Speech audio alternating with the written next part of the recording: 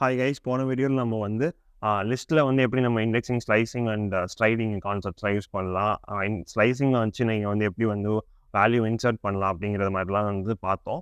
இப்போ வந்து ஸ்ட்ரிங்ஸில் எப்படி நம்ம வந்து இண்டெக்ஸிங், ஸ்லைசிங் யூஸ் பண்ணலாம் அப்படின்னு சொல்லிட்டு பார்த்துடலாம். ஸோ நம்ம வந்து ஃபஸ்ட்டு வந்து ஒரு ஸ்ட்ரிங் க்ரியேட் பண்ணிக்கலாம். ஹலோ வேர்ல்டுனே க்ரியேட் பண்ணிக்கலாம். இப்போது நார்மல் இது மாதிரி தான், சேம் கான்செப்ட் தான். ஃபஸ்ட் அது இதுவும் 0th இண்டெக்ஸில் தான் ஸ்டார்ட் ஆகும். இப்போ 0th இண்டெக்ஸ்னு போட்டோம்னா ஹெச் வேல்யூ எனக்கு ரிட்டர்ன் ஆகுது. அதே மாதிரி இப்போ நான் என்ன பண்ணலாம், மை ஸ்ட்ரிங் ஆஃப் ஒரு ஸ்ட்ரைட் வேல்யூ கொடுத்துருந்தேன்னா, இப்போ இதே தான், அதே கான்செப்ட் தான். 0th இண்டெக்ஸில் ஆரம்பித்து 5th இண்டெக்ஸுக்கு முன்னாடி வரைக்கும், ஸோ 4th இண்டெக்ஸ் வரைக்கும். ஸோ இப்போ ஹலோங்கிறது நமக்கு ரிட்டர்ன் ஆகும். ஸோ இதே மாதிரி தான். இப்போ நெக்ஸ்ட் என்னென்னா ஸ்ட்ரைடிங் செக் பண்ணிடலாம். நம்ம வந்து ஃபுல் லென்த்துக்கு கொடுத்துடலாமே.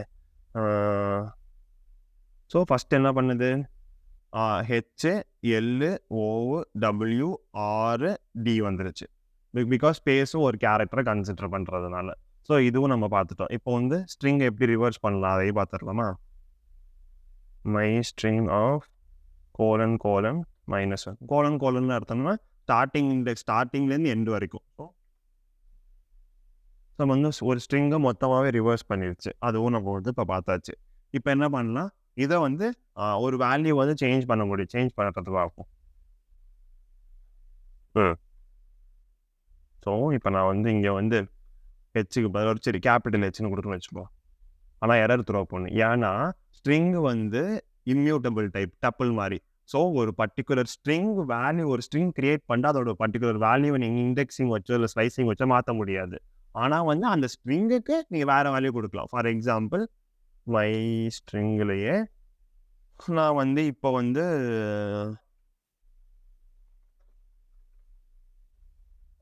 அப்படின்னு சொல்லிட்டு கொடுத்து வச்சுங்க. இப்போ பார்த்தீங்கன்னா இது வந்து அந்த ஸ்ட்ரிங் நம்மளோட, இப்போ நம்ம வந்து என்னோட மை ஸ்ட்ரிங்கை நான் பிரிண்ட் பண்ணேன் அப்படின்னா எனக்கு வந்து ஹாய் ஹவ் ஆர் யூ தான் பிரிண்ட் ஆகும். அந்த ஹலோ வேர்ல்டு பிரிண்ட் ஆகாது. ஆனால் வந்து அதே ஸ்ட்ரிங்கில் இப்போ நான் வந்து என்னால் சேம் லைக் தட், இப்போ வந்து என்னால் மை ஸ்ட்ரிங் ஆஃப் 0 இப்படி கொடுத்து என்னால் வந்து இது பண்ண முடியாது, அதை வந்து சேஞ்ச் பண்ண முடியாது. ஸோ வந்து இதுதான். ஸோ சேம் கான்செப்ட் லைக் லிஸ்ட்டில் நீங்கள் யூஸ் பண்ண அதே இண்டெக்ஸிங் அண்ட் ஸ்லைசிங் கான்செப்ட் வந்து ஸ்ட்ரிங்கில் யூஸ் பண்ணலாம். அந்த ஒன்லி கேட்ச் வந்து உங்களால் வந்து ஒரு பர்டிகுலர் வேல்யூ வந்து மாடிஃபை பண்ண முடியாது. ஏன்னா இது வந்து இம்யூட்டபிள் டைப். ஸோ இப்போ நம்ம பார்த்ததுல வந்து எதெல்லாம் இம்யூட்டபிள் டைப் அப்படின்னு பார்த்தீங்கன்னா, ஸ்ட்ரிங்ஸு, டப்பிள்ஸ் வந்து இம்யூட்டபிள் டைப்.